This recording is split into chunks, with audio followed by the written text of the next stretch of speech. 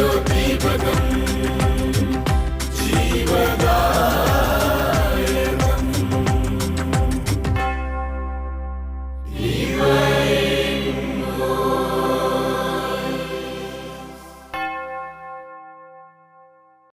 ഈശോ മിശിഹായ്ക്ക് സ്തുതിയായിരിക്കട്ടെ.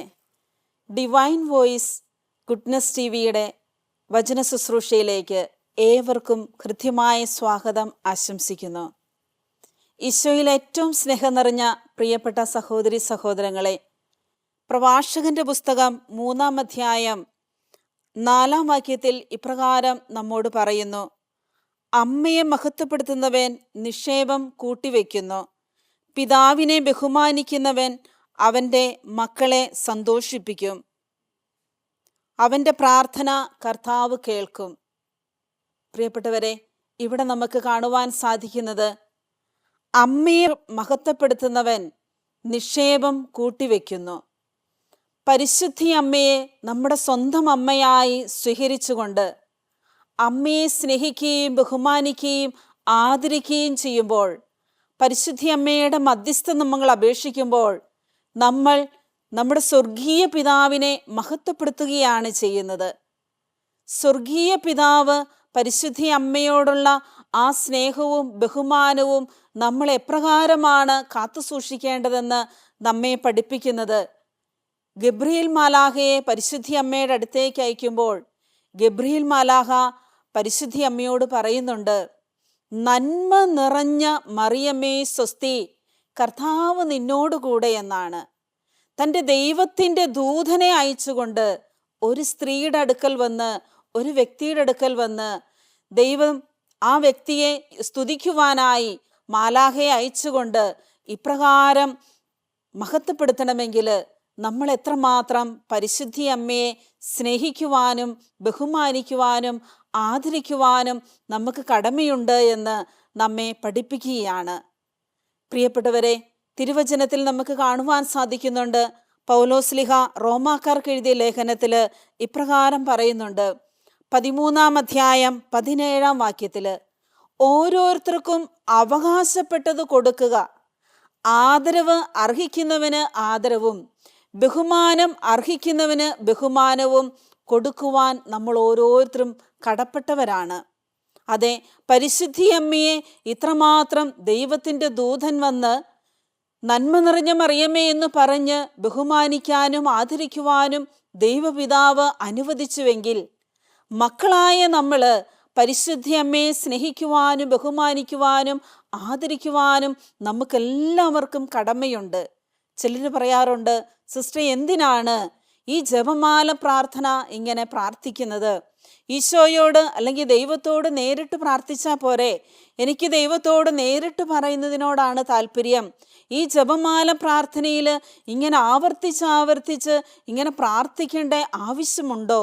ഇങ്ങനെയുള്ള പലതരത്തിലുള്ള ചോദ്യങ്ങൾ നമ്മുടെ ചിലരുടെയൊക്കെ മനസ്സിൽ പലപ്പോഴും തോന്നാറുണ്ട്, ചിലരൊക്കെ ചോദിക്കാറുമുണ്ട്. അതിനുള്ള ഉത്തരമാണ് ഇന്ന് തിരുവചനത്തിൽ കൂടി നമുക്ക് കാണുവാൻ സാധിക്കുന്നത്.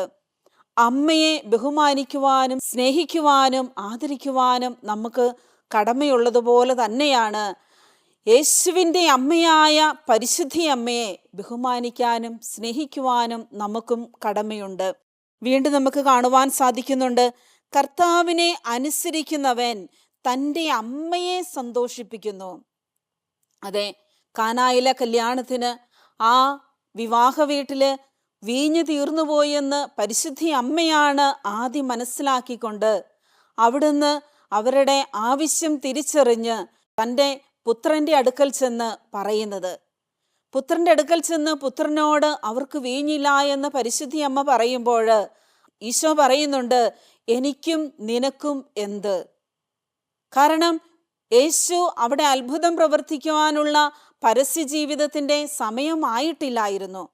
അത് മനസ്സിലാക്കിക്കൊണ്ടാണ് ഈശോ അപ്രകാരം അമ്മയോട് പറയുന്നത്. എന്നാൽ തൻ്റെ പ്രിയപ്പെട്ട അമ്മ ആദ്യമായിട്ട് തൻ്റെ അടുക്കൽ വന്ന് ഒരാവശ്യം ചോദിച്ചപ്പോൾ നിരസിക്കുവാനായിട്ട് പുത്രന് സാധിക്കുന്നില്ല. അങ്ങനെ പുത്രൻ അത്ഭുതം പ്രവർത്തിക്കുവാൻ തയ്യാറാകുന്ന നിമിഷത്തിൽ പരിശുദ്ധി അമ്മ തൻ്റെ പരിചാരകരോട് പറയുന്നുണ്ട്, യോഹന്നാന്റെ സുവിശേഷം 2-ാം അധ്യായം 5-ാം വാക്യത്തില് അവൻ പറയുന്നത് പോലെ ചെയ്യുക. അതെ, ദൈവത്തിൻ്റെ തിരുഹിതം, പുത്രന്റെ തിരുഹിതം നിറവേറ്റുവാൻ നമ്മെ സഹായിക്കുന്ന വ്യക്തിയാണ് പരിശുദ്ധി അമ്മ. പരിശുദ്ധി അമ്മയെ നമ്മൾ സ്നേഹിക്കുമ്പോൾ, ബഹുമാനിക്കുമ്പോൾ, പരിശുദ്ധി അമ്മയോട് പ്രാർത്ഥിക്കുമ്പോൾ ദൈവത്തിൻ്റെ തിരുഹിതം നിറവേറ്റുവാനുള്ള ശക്തി നമുക്ക് ലഭിക്കുന്നു.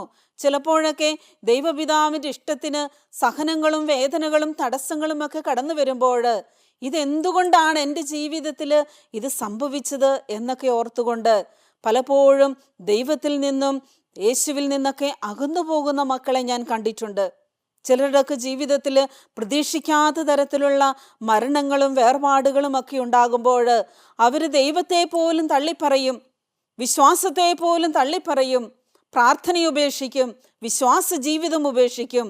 പ്രിയപ്പെട്ടവരെ, എന്നാൽ ഇങ്ങനെയുള്ള വ്യക്തി ജീവിതത്തിൽ സഹനങ്ങളെ അതിജീവിക്കുവാൻ ദൈവപിതാവിൻ്റെ ഇഷ്ടം അവരുടെ ജീവിതത്തിൽ നിറവേറുമ്പോൾ അതിന് എസ് പറയുവാൻ, അതിനെ സ്വീകരിക്കുവാൻ അവർക്ക് ശക്തി ലഭിക്കണമെങ്കിൽ പരിശുദ്ധി അമ്മയുടെ മാധ്യസ്ഥം നമുക്ക് കൂടിയേ തീരൂ. അമ്മയുടെ ജീവിതത്തിൽ അമ്മ സഹിച്ച സഹനങ്ങൾ, നമ്മൾ സഹിച്ചിട്ടുള്ള എല്ലാ സഹനങ്ങളും നമുക്ക് മുമ്പേ അമ്മ സഹിച്ച് കടന്നുപോയവളാണ്. അതുകൊണ്ട് അമ്മയ്ക്കത് മനസ്സിലാക്കാൻ പറ്റും. അപ്പം നമ്മൾ തളരുമ്പോൾ, നമ്മൾ വേദനിക്കുമ്പോൾ, നമ്മുടെ വിശ്വാസത്തെ നമ്മൾ ചോദ്യം ചെയ്യുമ്പോൾ അവിടെയൊക്കെ നമ്മളെ സഹായിക്കുന്നത് പരിശുദ്ധി അമ്മയാണ്. അതുകൊണ്ടാണ് ഗബ്രിയേൽ മാലാഖ പരിശുദ്ധി അമ്മയുടെ അടുക്കൽ വന്ന് നീ പരിശുദ്ധാത്മാവിനാ നിറഞ്ഞ് ഒരു പുത്രനെ പ്രസവിക്കുമെന്ന് പറയുമ്പോൾ അമ്മ ചോദിക്കുന്നുണ്ട്, ഇതെങ്ങനെ സംഭവിക്കും? ഞാൻ പുരുഷനെ അറിഞ്ഞില്ലല്ലോ എന്ന്. പ്രിയപ്പെട്ടവരെ, ഇതുപോലെ പരിശുദ്ധി അമ്മയുടെ ജീവിതത്തിലും ആ ഒരു ചോദ്യം വന്നപ്പോൾ മാലാഖ വെളിപ്പെടുത്തി കൊടുത്തു, ദൈവത്തിന് എല്ലാം സാധ്യമാണ് എന്ന്. അതെ, ദൈവത്തിനെല്ലാം സാധ്യമാണെന്നുള്ള ആ ഒരു ഉറച്ച വിശ്വാസം മാലാഖയിൽ നിന്ന് ആ വചനം ശ്രവിച്ച നിമിഷത്തിൽ പരിശുദ്ധി അമ്മ തന്നെ സമർപ്പിച്ചുകൊണ്ട് ഇതാ കർത്താവിൻ്റെ ദാസി എന്ന് പറഞ്ഞുകൊണ്ട് ദൈവപിതാവിൻ്റെ ഇഷ്ടത്തിന് സ്വയം സമർപ്പിക്കുകയായിരുന്നു. ഇതുപോലെ നമ്മുടെയൊക്കെ വ്യക്തി ജീവിതത്തിൽ പലപ്പോഴും പല സാഹചര്യങ്ങളിൽ നമുക്കിഷ്ടമില്ലാത്തത് തരത്തിലുള്ള പ്രശ്നങ്ങൾ, അല്ലെങ്കിൽ സഹനങ്ങൾ, വേദനകൾ, പ്രശ്നങ്ങൾ നമ്മുടെ ജീവിതത്തിൽ നമ്മൾ അഭിമുഖീകരിക്കേണ്ടി വരുമ്പോൾ ഇതാ കർത്താവിൻ്റെ ദാസി എന്ന് പറഞ്ഞുകൊണ്ട് ദൈവത്തിൻ്റെ തിരുഹിതം എൻ്റെ ജീവിതത്തിൽ സംഭവിച്ചു കൊള്ളട്ടെ, ഞാനിതാ എന്നെ തന്നെ സമർപ്പിക്കുന്നു എന്ന് പറയുവാനായിട്ട് നമുക്ക് സാധിക്കണമെങ്കിൽ പരിശുദ്ധി അമ്മയുടെ മാധ്യസ്ഥ ശക്തി നമുക്ക് കൂടിയേ തീരൂ.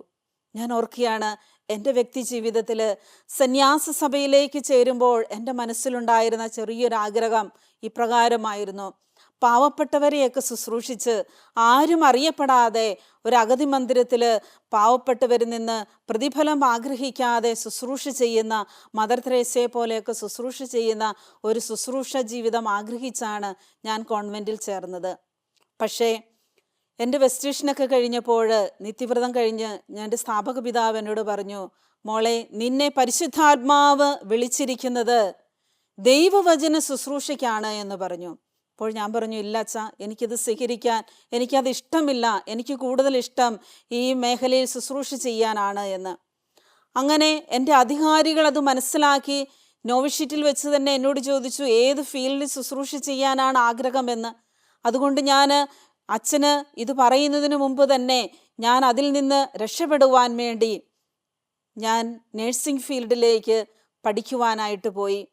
അങ്ങനെ നേഴ്സിംഗ് പഠനമൊക്കെ കഴിഞ്ഞ് റിസൾട്ട് പ്രതീക്ഷിച്ച് കാത്തിരിക്കുന്ന സമയത്ത് എൻ്റെ പ്രൊഫഷൽ എന്നോട് പറയുകയാണ്, അമല ക്യാൻസർ ഹോസ്പിറ്റലിൽ കൗൺസിലിംഗ് ശുശ്രൂഷ നടത്താൻ ഒരു സിസ്റ്ററിൻ്റെ കുറവുണ്ട്, മരിയയ്ക്ക് പോകാൻ പറ്റുമോ എന്ന്. അപ്പോൾ ഞാൻ പറഞ്ഞു, സിസ്റ്ററെ, എന്നോടത് ചോദിക്കരുത്, കാരണം എനിക്കിഷ്ടം കൗൺസിലിംഗ് ശുശ്രൂഷയെക്കാട്ടിൽ എനിക്കിഷ്ടം രോഗികളെ ശുശ്രൂഷിക്കുന്നതാണ്, അതുകൊണ്ട് ഞാൻ ആ ഫീൽഡാണ് ആഗ്രഹിക്കുന്നതെന്ന്. അപ്പോൾ സിസ്റ്ററിനോട് പറഞ്ഞൊരു കാര്യമുണ്ട്, ഏത് ജോലി ചെയ്താലും ഏത് ശുശ്രൂഷ ചെയ്താലും അത് ദൈവത്തിൻ്റെ മുമ്പിൽ സ്വീകാര്യമാണ്, ഇതെല്ലാം ഒരേ ശുശ്രൂഷ തന്നെയാണ് എന്ന്. അങ്ങനെ എൻ്റെ ആ ആഗ്രഹത്തോടുള്ള ആ അമിതമായ ആ ഇഷ്ടം ഞാനത് വേണ്ട എന്ന് വെച്ചുകൊണ്ട് എൻ്റെ അധികാരികൾക്ക് വിധേയപ്പെട്ടുകൊണ്ട് ഞാൻ കൗൺസിലിംഗ് ശുശ്രൂഷ മേഖലയിലേക്ക് കടന്നു പോവുകയാണ്. പിന്നീട് ഫൈനൽ പ്രൊഫഷൻ കഴിഞ്ഞ് ബഹുമാനപ്പെട്ട ഞങ്ങളുടെ CJ വർക്കിയച്ചൻ, ഞങ്ങളുടെ സ്ഥാപക പിതാവ് അച്ഛൻ എന്നോട് പറഞ്ഞു, വചന ശുശ്രൂഷ മേഖലയിലേക്കാണ് ഈശോ മോളെ വിളിച്ചിരിക്കുന്നതെന്ന്.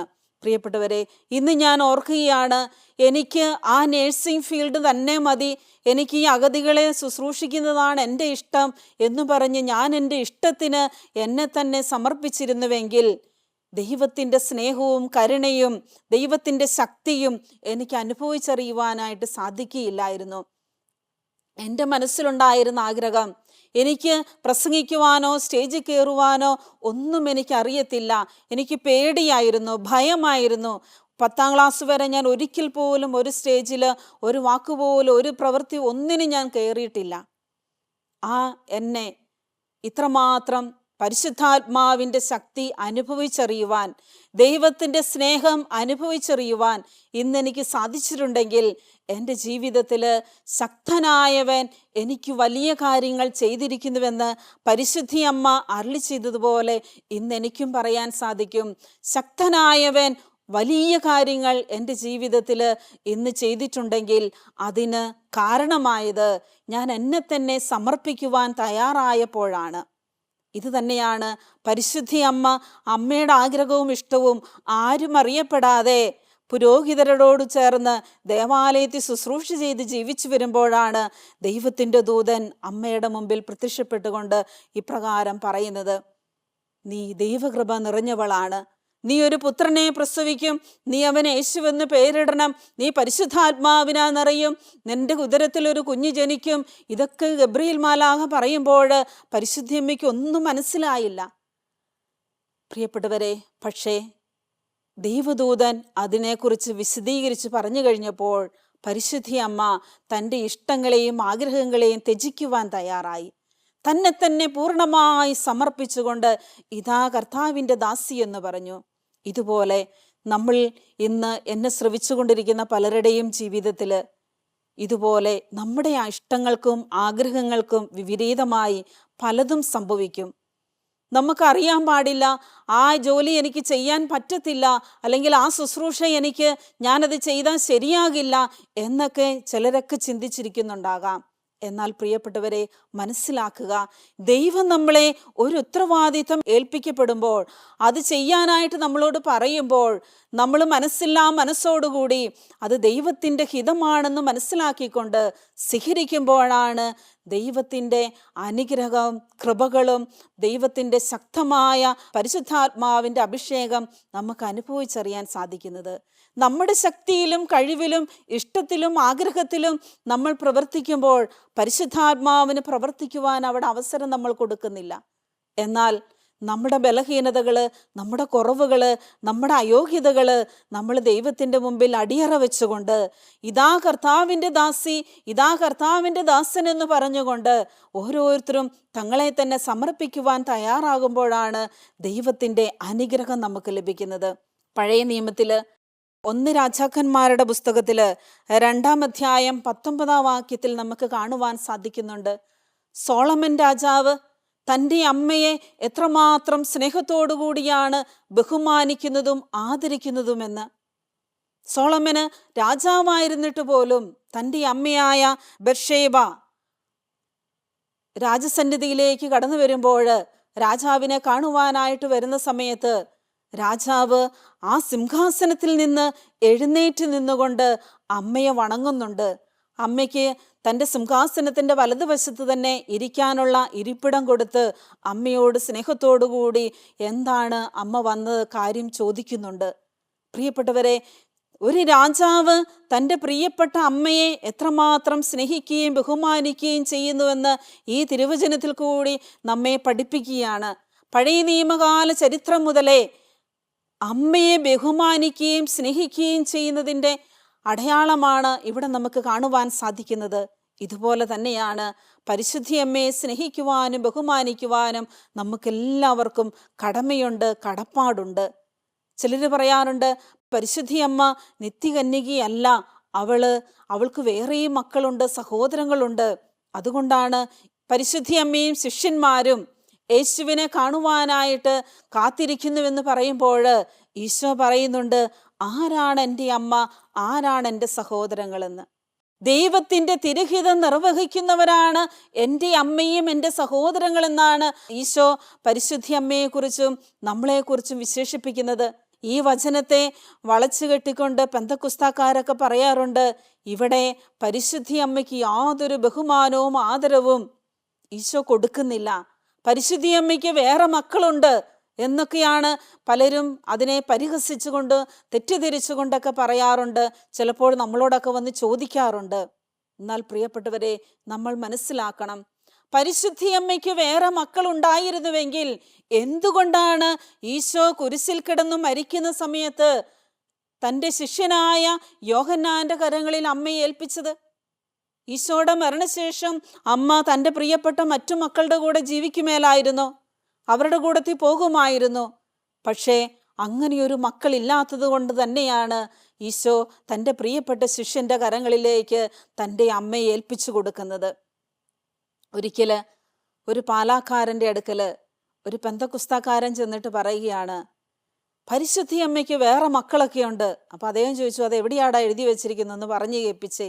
അപ്പോൾ ഈ വചനഭാഗം എടുത്തുകൊണ്ട് അവരിങ്ങനെ പ്രസംഗിക്കുകയാണ്. കുറേ സമയം ഇദ്ദേഹം കേട്ടിരുന്നിട്ട് പറഞ്ഞു, തൻ്റെ മുണ്ടൊക്കെ മടക്കി കുത്തി ഷർട്ടിൻ്റെ കൈയൊക്കെ അങ്ങോട്ട് വലിച്ചു കയറ്റി വെച്ചിട്ട് അദ്ദേഹം പറഞ്ഞു, അതെ, പരിശുദ്ധി അമ്മയ്ക്ക് വേറെ മക്കളുണ്ടെങ്കിൽ ആ മക്കളെ ഞങ്ങൾ തീറ്റിപ്പോറ്റിക്കോളാം, നിങ്ങളതിന് ചെലവിന് കൊടുക്കാൻ വരണ്ട, ഇറങ്ങിപ്പോടാന്നും പറഞ്ഞുകൊണ്ട് ഈ പെന്തക്കുസ്തക്കാരനെ വേദോപദേശിയെ അദ്ദേഹത്തിൻ്റെ വീട്ടിൽ നിന്ന് ഇറക്കി വിടുകയായിരുന്നു.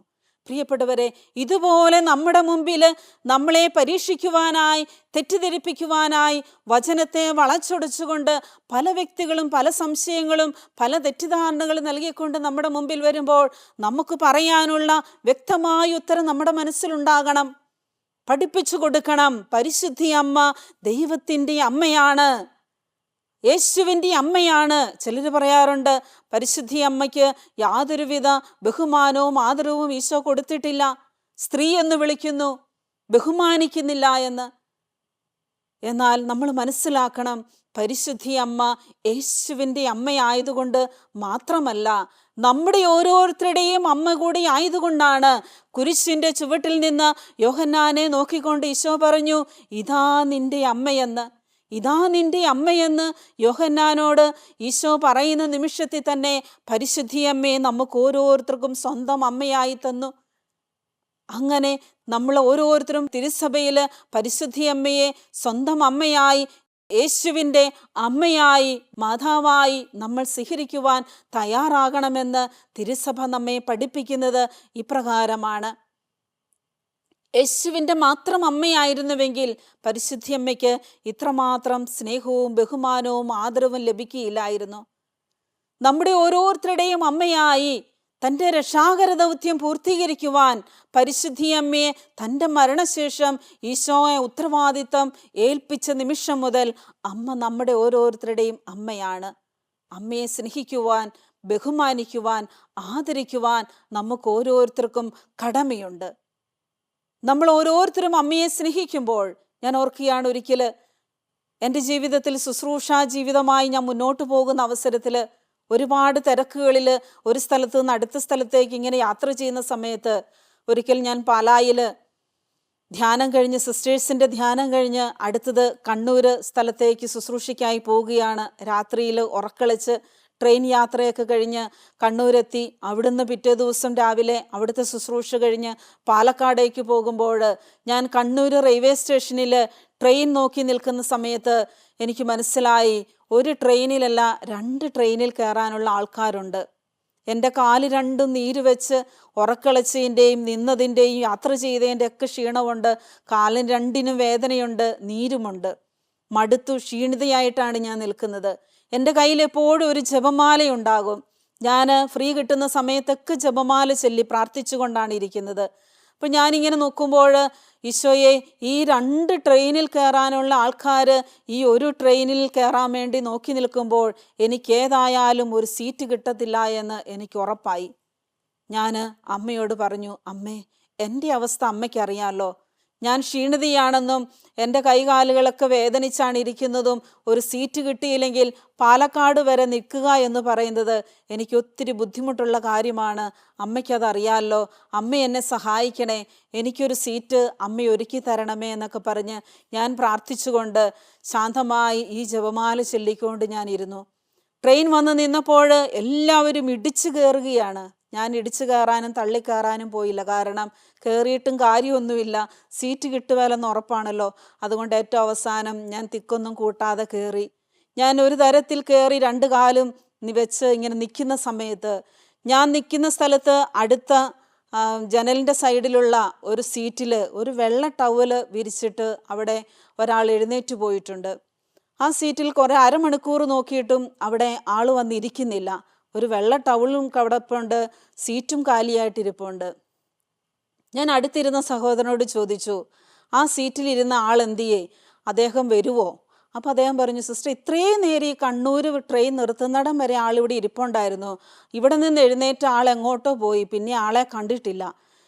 ഞാൻ ചോദിച്ചു, ഞാനവിടെ ഇരുന്നോട്ടെ? അപ്പോൾ അദ്ദേഹം പറഞ്ഞു, എന്നാൽ സിസ്റ്റർ ഇരുന്നോ, ആൾ വരുമ്പം ഞാൻ പറയാം, അന്നേരം സിസ്റ്റർ ഏറ്റു കൊടുത്താൽ മതിയെന്ന് പറഞ്ഞു. ഞാൻ അവിടെ ഇരുന്നു.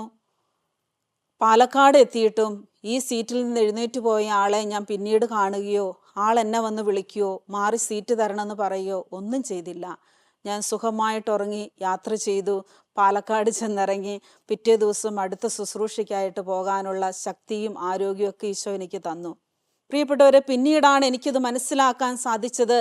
ഈ സീറ്റ് എനിക്ക് വേണ്ടി ഒരുക്കി വെച്ചത് പരിശുദ്ധി അമ്മയായിരുന്നുവെന്ന്. ഇന്ന് വരെ എനിക്കറിയാം, എത്ര തിക്ക് തിരക്കിലുള്ള ട്രെയിൻ യാത്രക്കിടയിലും എനിക്കൊരു സീറ്റ് കിട്ടുവാനായിട്ട് ഞാൻ പ്രാർത്ഥിച്ച് കയറിയിട്ടുണ്ടെങ്കിൽ അവിടെയൊക്കെ ദൈവം പരിശുദ്ധി അമ്മ വഴിയായിട്ട് എനിക്കൊരു സീറ്റ് ഒരുക്കി തരുന്ന അനുഭവങ്ങൾ എൻ്റെ ജീവിതത്തിൽ ഒരുപാട് പ്രാവശ്യം ഉണ്ടായിട്ടുണ്ട്. പ്രിയപ്പെട്ടവരെ, ഇതുപോലൊരു കുഞ്ഞു നിസ്സാര കാര്യങ്ങൾക്ക് പോലും നമ്മൾ അമ്മയോട് അനുദിന ജീവിതത്തിൽ അമ്മേ എന്ന് വിളിച്ചുകൊണ്ട് നമ്മളൊന്ന് പറയുമ്പോൾ തന്നെ അമ്മ ഓടിയെത്തും.